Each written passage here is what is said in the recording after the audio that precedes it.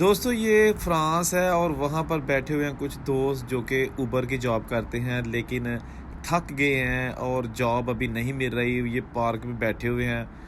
ये वो लोग होते हैं जिनके पास जॉब नहीं होती, बेरोज़गार होते हैं और डंकी लगा के यूरोप आ जाते हैं। यहाँ पर उनको पेपर बनवाने में मसला होता है, इनके पास जॉब्स नहीं होती। फिर ये उबर की डिलीवरी करते हैं खानों की, और वो भी किसी के अकाउंट पर। उस लड़के का अकाउंट ले लेते हैं जिसके पास पेपर होते हैं, और वो अकाउंट बनाता है, फिर इनको दे देता है बगैर पेपर वालों को अपना अकाउंट।